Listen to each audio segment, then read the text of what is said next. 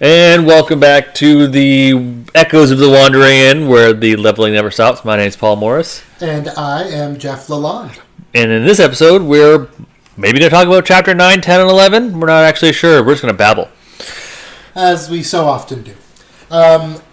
Chapter 9, we are calling... I should have written this down. We are calling it...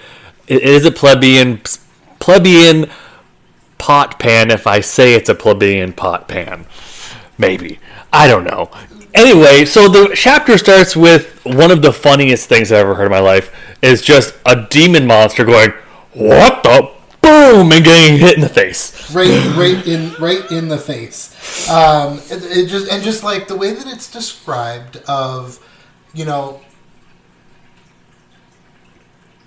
his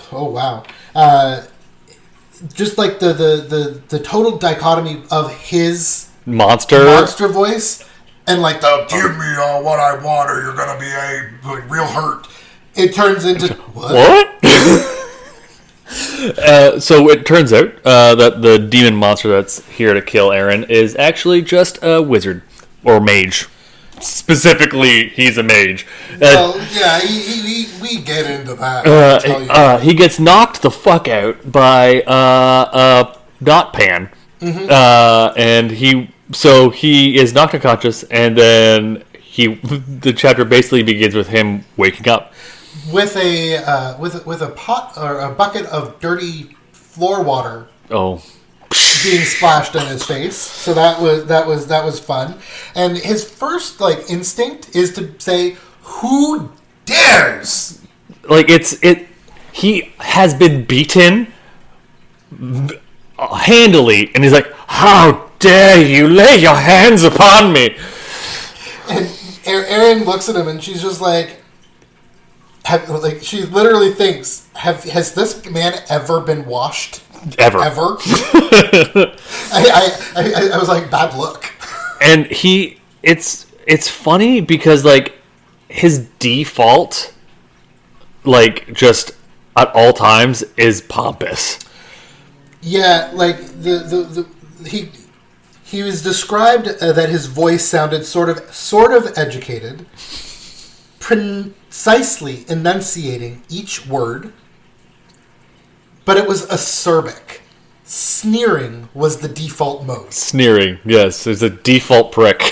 And, just... Smartass. He is such, the guy you love to hate. Yes. It seems.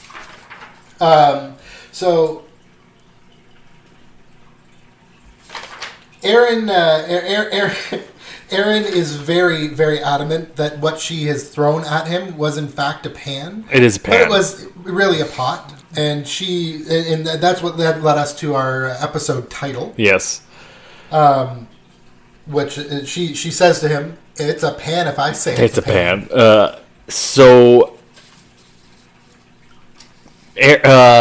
The intruder, even though he's beaten, still instinctively is like, "I'm going to get you," and he goes to get her again, and then he just "Behold my power!" and goes invisible. And Erin just whack right in the face.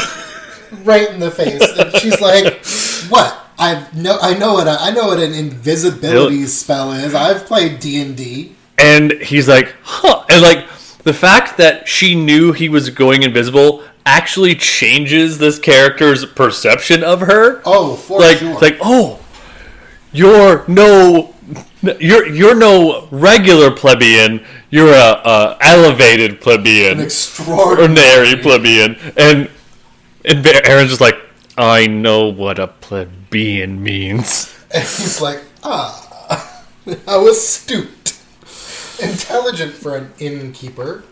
And then he tries to leave. Yeah. And she's like, "Wait a minute. I think you're forgetting something." And she just reverse robs him. Literally, she bullies this man into several times, producing more it's like bronze, and then bronze coins, and then like a silver coin, and then 2 silver coins, 3 silver coins, and Erin's just like staring, just like just deadpan, deadpan stare, and he like produces a gold coin. It's like I hope this is enough. But like not just like a normal person pulling out of its wallet. Like it's described that he's like doing a really bad sleight of hand trick. It was like out of his dirty ass mage robes, and Erin reveals to him like, I was just waiting for how much you would give me as I stare at you. Mm-hmm. And so she then says like, you know what? Don't leave. Stay and sit, and I will feed you because obviously you're hungry. She's gotten remuneration at this point. And he's like, no. Oh, my stomach. It's like they hear a beast, and it's his stomach. It's just his stomach growling. And so she goes and she grabs him a blue fruit juice and starts serving him. And he was... Hesitant to eat the blue fruit. Oh, very. He's like, yeah, you know this is poison, right?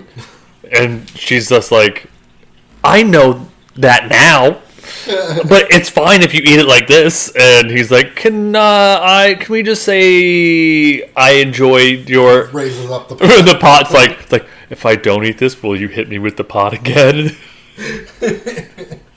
And he does end up eating it and not hating it, actually. And they begin to chat. Mm-hmm, they do. He asks her why she's there. Hang on. He doesn't just ask her why she's there. He specifically asks Erin, so, if I might inquire, what is a delicate flower of effervescence doing in such a locale? And she's like, bro, you sound like an idiot, which, yes. It's crazy because this character is like, he is actively, it seems like he's actively saying, like Erin says, like 7-letter words that are like, that no one would understand, and it's just to prove his, like, nobility. And then, so he does tone it down, and he ends up saying to her, so he's like, but my question remains, what's a young woman like you doing out here alone? And Erin gave such a good answer, I got lost. I mean, not wrong. And they start talking about how she... It's funny because Erin is so, like, flabbergasted when people it's like that she got there via magic, mm-hmm. and the people who she's talking to are like, oh, that makes sense. Mm-hmm. No, that makes sense. Like, did you? It was like it's like some sort of like amnesia spell and teleportation spell, and it's like, well, one of those things. Half of that's right. And we get our first drop about where we are. Yes. Which is the area that we're in, that the inn is located, is called the floodplains of Lascore. Yeah. What that is, maybe we'll find out. No, we do. We do. But or you may not. Who knows? But a lot of people listen to this podcast. And we also learn that humans are rare here. Mm-hmm. But anything more than that at this point in the story is not made not made quite clear. But it is very odd for a human to be roaming around these parts. Yeah, and Pisces even speaks to the character. Mm-hmm. That's okay. What's the point? The wizard. He talks about how it's easy to get lost here. Like it does say the Drake lands. The Drake lands. The whatchamacallit, how he's there to disappear, mm-hmm. basically. Yeah. It's easy to be unnoticed. It is, and Pisces does, I think, start to like not like he wants to, but like he starts to like this innkeeper for some. She has bravado or guff. And isn't well? She's an extraordinary plebeian. Extraordinary plebeian. And we get some more on this area. The wizard explains how like humans are not liked here, especially in this specific city. That it's just not great. And I think it was a little bit further back, but I just remembered this, that like when Erin is threatening this character, it's like I know that mages have fragile bones. I got weak bones. That was a good moment. So after he and she finish eating, she goes to send him off on his way, and she gives him 2 blue fruits, and she's like, "You look thin. Take this food. Maybe it'll stop you from like robbing other people." And basically invites him back and invites him back. And then as he's walking out, she's like, "Well, like, what do you like? What like? Who are you?" And he introduces himself. And we'll have Paul read that out. Pisces, practitioner of magic, student of Wistrom Academy, specializing in elementist, illusionist schools of magic, with an additional complacency in multiple spell schools. Erin raised an eyebrow. Good for you. Got any hobbies? He hesitated, lifting his hand to the doorknob. The mage gave Erin a long look and murmured, necromancy. And that leads us directly into Chapter 10. Chapter 10, I think we're going to go ahead and call, is this place open? I pay, I eat. Yeah. Basically, the next chapter, Chapter 10, is the next morning. Erin is rudely awoken by thudding and non-stop thudding, almost so like that they know that there is someone there and that they're not going to go away. So Erin begrudgingly goes to the door and opens the door to see Pisces.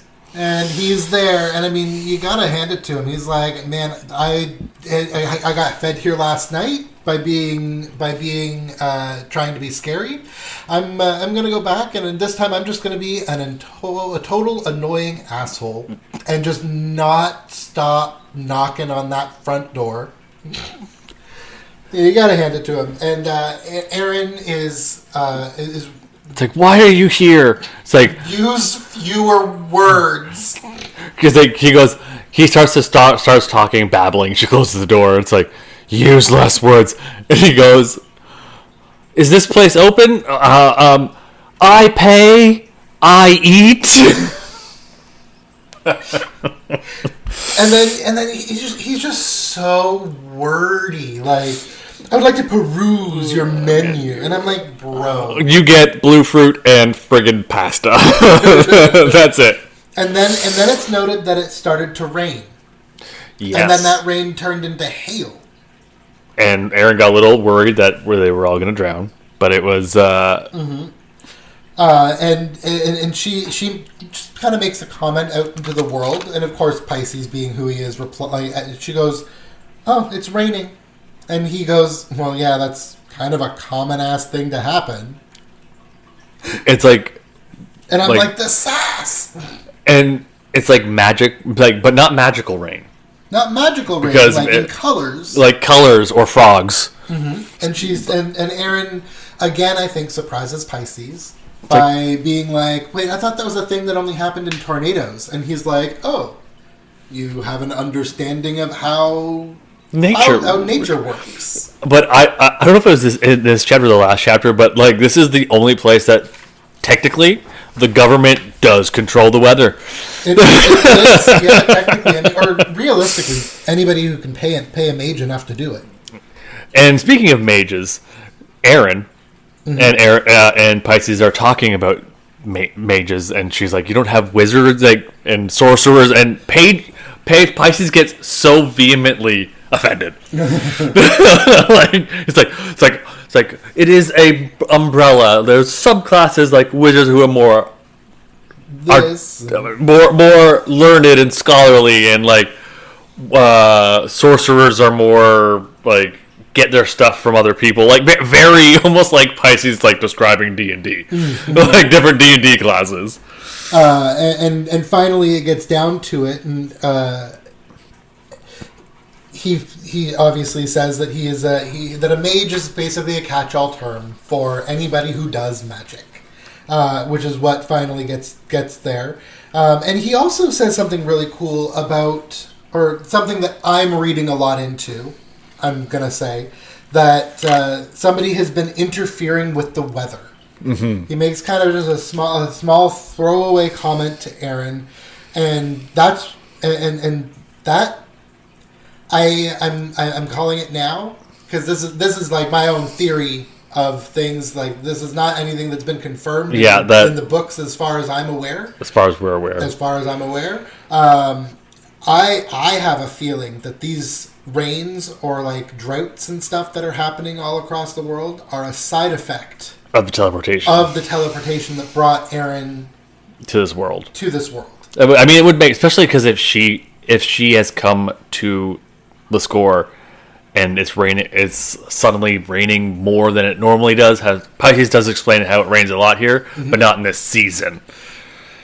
And they're chatting the whole time, and then we get what I will say about this chapter is the first real day that the inn is open to like many people. Yes, because we get everyone's favorite cops, guardsmen come into the establishment, and Kelbakich and Relk kick in the door. And Relk is just honestly like he busts down the door.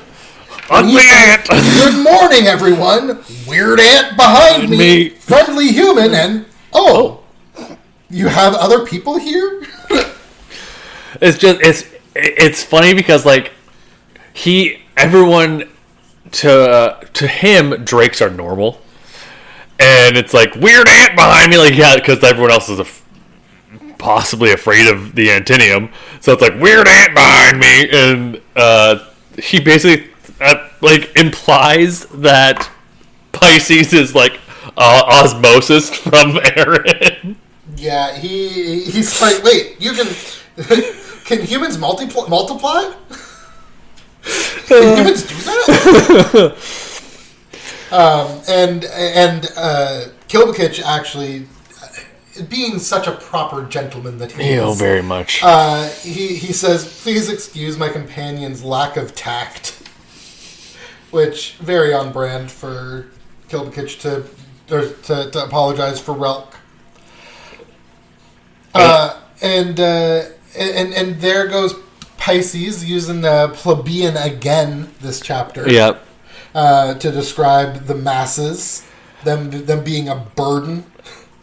And I think one of the things that I really enjoy with Pirate Alba and their writing is that they describe Relk and Kelbakich more, and Erin realizes how armed they are and how much the stuff they have on them. And I can't remember the guy's name, but they talk about how like Pisces has pouches and Relk and Kelbakich have so many pouches.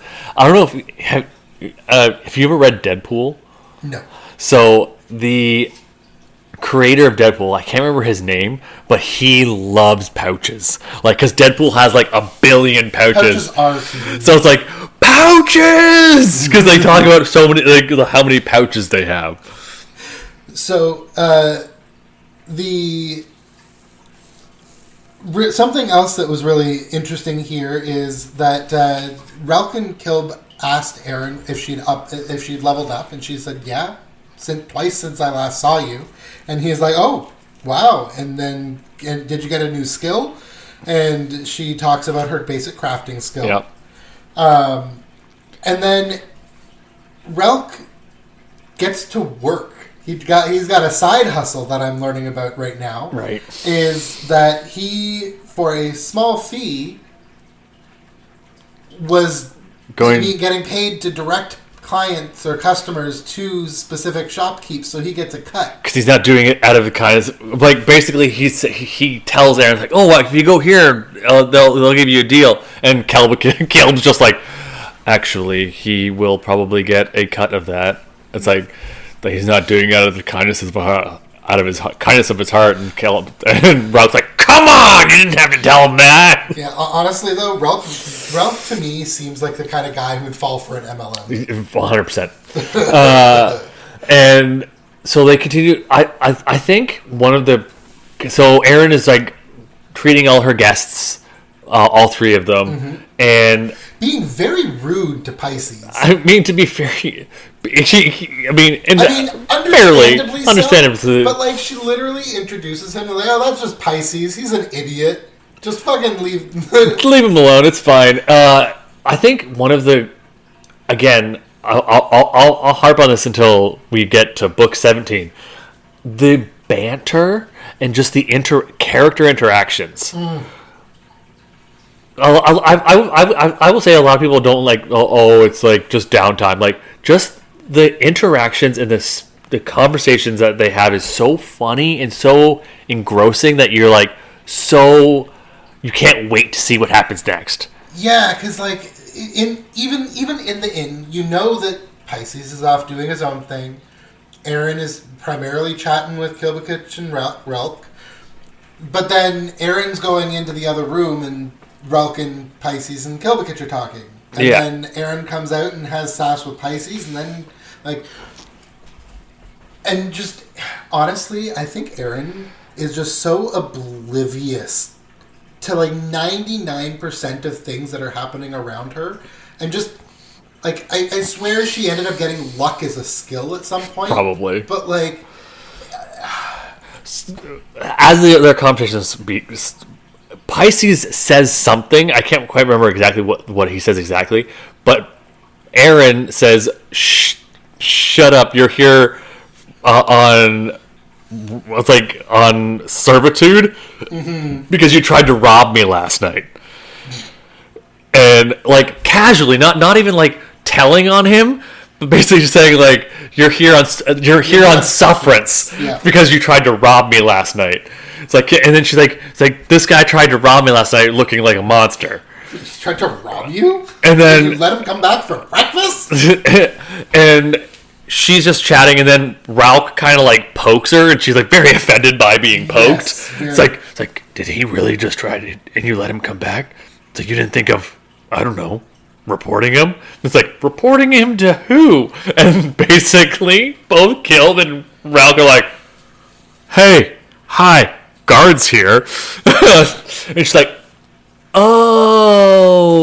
And then we get our first real fight with pro level folks. Yeah. And Ralph whips his lance and trips up Pisces, who tries to make a dash for the door using a flicker spell. Yep. And Kelb and Ralph basically arrest him and hold him down, and he is a wanted criminal for stealing food and frightening people with that spell that he did on Erin. Yeah. And then Erin fucks up. Before that, Kilbakich, I'll go ahead and say Kilbakich made a mistake. He did. While they have him seated down in the chair,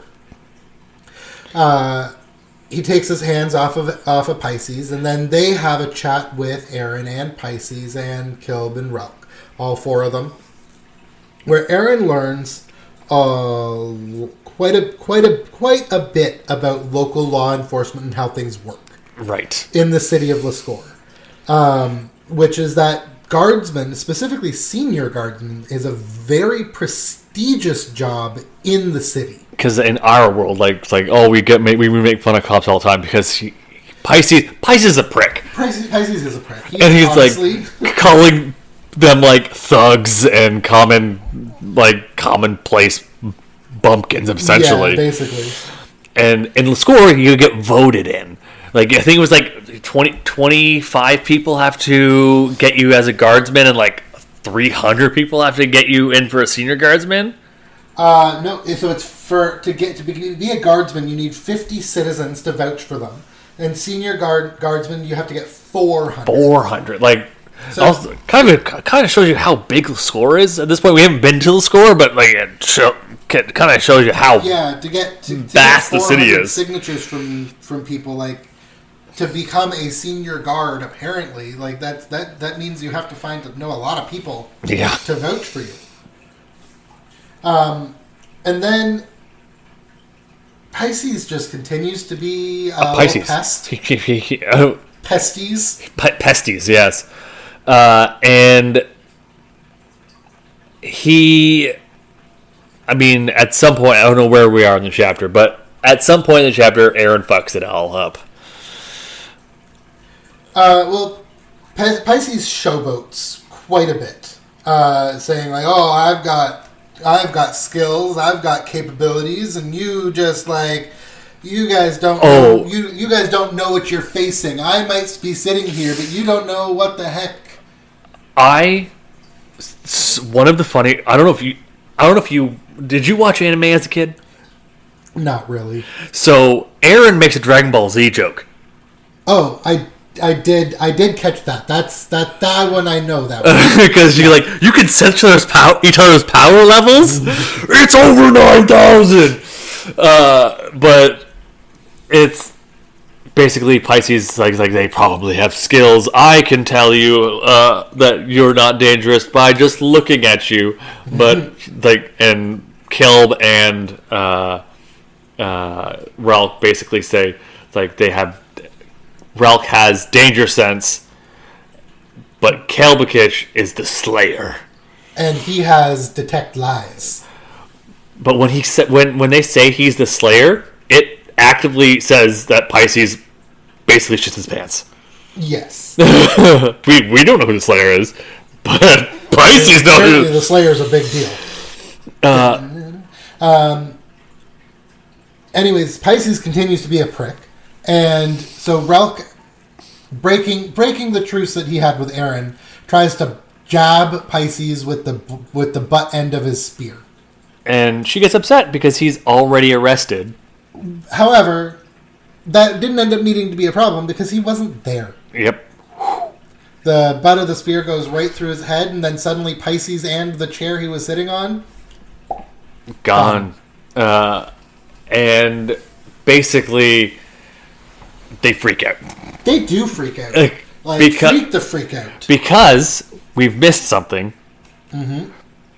She reveals... as an aside, that he's a necromancer.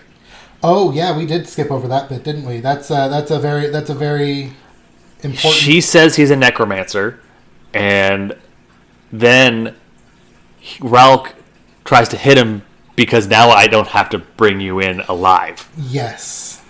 And tries to knock him down to kill him, and he's gone. And they can't figure out when he left. It was when Kelb let go of him and he used a illusion, which pisses off Ralph because I can usually get people when they use this type of shit. Yeah, and I actually really like what he says. He says specifically that Pisces is probably as dangerous as a frog in a fight. And then he also mentions that a rogue necromancer on the loose does nasty things and gets very descriptive, and then name drops somebody named Azkarash, which I'm sure won't be important. Definitely won't be important. Absolutely, probably only brought up this one time and never brought up again. Yeah, that's it. So nothing's gonna happen there. And then so Ralk and Kelb very very quickly make their leave. But they'll be back. They tell her where the score is. They point it out, and they're like, "Hey, it's over there, and she's like, what, that teeny tiny little rock, like square looking gray blurb in the distance? And they're like, what, you can't see it? You can't see the buildings from here? And Kilbakich again kind of turns around and is just like, yeah, no, man, like, humans don't have good eyesight like that. It's like, what? So then they leave, but they'll be back in an hour. Because Erin's honestly worried that Pisces is going to hurt her. Because yeah. I think that's where we'll call this one. Yep. Getting a little long there, guys. Sorry for that. But we'll be back next time to talk about Chapter 11. And until next time, keep leveling.